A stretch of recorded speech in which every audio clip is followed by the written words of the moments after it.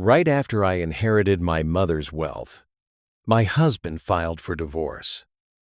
He assumed he'd hit the jackpot, but my mom had outsmarted him. When she passed away and left me her entire estate, Noah suddenly became the most affectionate and supportive husband on the planet. But when I refused to give him access to my inheritance, he decided he no longer wanted to live with me. What happened afterward completely flipped his world upside down. I had always known my mother was brilliant. She could stay several steps ahead of everyone and read people effortlessly. I hadn't realized how meticulously she'd planned until after she was gone, and her final move left everyone stunned. My relationship with Mom had grown distant in her final years. There was an emotional gap I couldn't close, no matter how hard I tried. Part of the tension came from her subtle disapproval of Noah. She never voiced it directly, but her feelings were obvious. Whenever we visited her cozy Maplewood home, Mom grew silent when Noah spoke about his big plans or future dreams. She raised her eyebrows whenever he mentioned needing money for a new venture. Her questions often felt like statements, as if she already knew the answers and didn't approve. "Mom, can't you just be happy for me?" I once asked. After a particularly tense Sunday dinner when Noah pitched his latest get-rich-quick idea. "I am happy when you are truly happy, dear," she replied carefully, placing her coffee cup down precisely. "I just want to make sure you see the bigger picture. He's not perfect, but he's who I chose," I said defensively. "Can't you just accept that?" She didn't argue. She simply gave me that look, the one that made me feel like she could anticipate moves on a chessboard I hadn't even imagined. It was frustrating, yet comforting. "I love you, Kelly," she said, "more than you realize."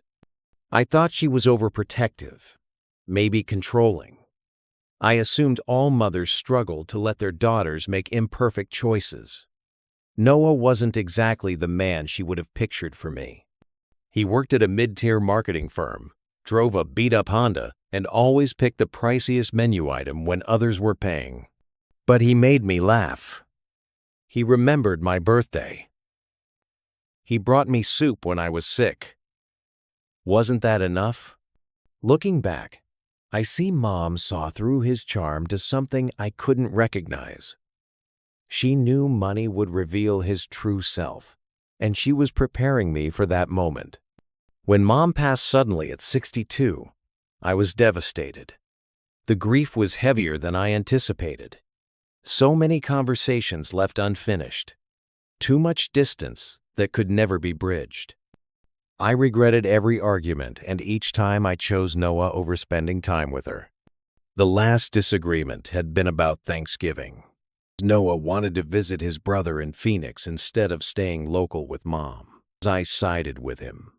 And now I'd never share another holiday with her. The funeral was beautiful but heart-wrenching. Colleagues shared stories of her sharp wit and kindness.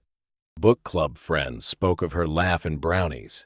Neighbors remembered how she never missed collecting their mail when they were away.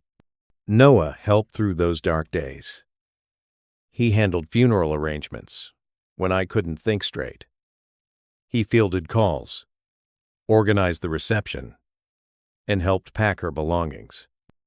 But I noticed he lingered around her jewelry and antique furniture. "Your mom had exquisite taste," he remarked, touching her mahogany table. "This stuff must be worth a fortune." Grief-stricken, I barely noticed. But 3 weeks later, Mom's lawyer called with life-altering news. "Kelly, you need to come in," Mr. Patterson said gently. "There are important details about your mother's estate we must discuss in person." I met him downtown the next morning. His office was all dark wood and leather-bound books, the kind that made you speak softly. "Your mother left everything to you, Kelly," he said, sliding a folder across the desk. "The Maplewood house, retirement accounts, savings, and some previously unknown investments. It's substantial. I stared at the numbers. Over $650,000, I whispered. This can't be right. Mom was comfortable, but not wealthy. She was private about finances. She saved and invested for decades and inherited money from your grandmother, he explained. She wanted to ensure you'd be taken care of. I drove home, the folder ticking like a bomb. How could I process this? 3 weeks of grief, now suddenly financially secure for life. Noah's reaction surprised me. At first, he was supportive. "Wow, Kelly," he said, hugging me. "Your mom always knew your strength. She wanted you taken care of. You deserve this." Relieved, I felt reassured. But within days, he began suggesting how to spend the money. New cars, luxury vacations, even a beach house in the Hamptons. The eagerness in his voice made me uneasy, but I brushed it off. Maybe he was just helping me celebrate and process everything. Then the ideas escalated. Napa weekends, Cubs season tickets, exclusive golf club memberships, even a move to a bigger home. Each suggestion reasonable on the surface, but there was a calculating glint in his eyes, a hunger I recognized. "I need time to think about all this," I said. "It's a lot of money, and I want to be careful."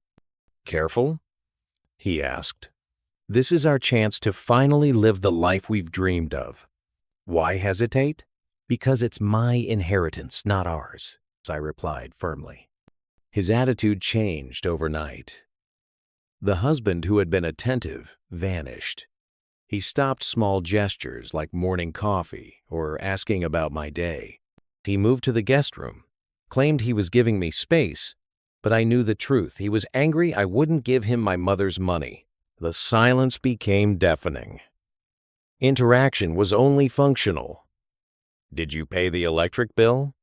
Or "We're out of milk." He left dishes, forgot trash day, and stayed late at work, except I caught him researching divorce lawyers one night. I started walking on eggshells, eating dinner alone, reading Mom's old books to fill the void. I called Amanda, my best friend, for advice. "He's showing his true self, Kelly," she said gently. "Your mom never liked him, did she?" Her words hit me. Mom had tried to warn me with all those raised eyebrows and silent moments. Perhaps it was time. I finally saw the truth. Exactly 1 month after learning about the inheritance, Noah dropped his bombshell. "I think we should separate," he said coldly, as I was making spaghetti, his favorite meal. I repeated, incredulous. "Separate?" He snapped. "I was trying to help us build a better life, but you're too selfish. You're hoarding that money like a dragon." I stared at him. The man I defended to Mom, the one I chose over family, was exactly who she thought he was. But then I remembered Mr. Patterson's folder. Calmly, I said, "There's something you need to know first." I brought the folder from the fireproof safe, slid it across the counter, and told him to read the highlighted section on page 12. As he read aloud, his smug expression crumbled. The clause stated that if I was married at the time of my mother's death, no spouse could access the inheritance. Divorce, however, would unlock it entirely. Noah's hands shook. "She trapped me," he stammered. "No," I corrected. "She protected me. Mom had ensured that only through divorce could I claim the inheritance." Noah realized the truth. He had married me for money, not love. I calmly told him we couldn't work it out. I filed the paperwork the next day. 3 months later, divorced and $650,000 richer. Noah tried to contest, but Mom's conditions were ironclad. The estate was bulletproof, no loopholes, no exceptions. I sold the apartment, bought a charming home in Evanston, and finally lived the life Mom intended. Solo trips, freelance work, volunteering, and book clubs filled my days.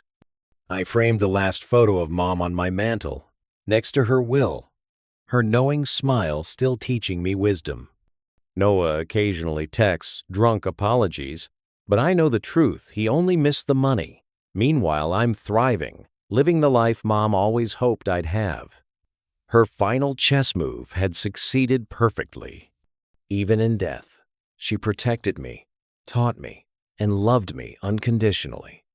Noah thought he struck gold, but he walked into Mom's perfectly crafted trap, and I couldn't be more grateful.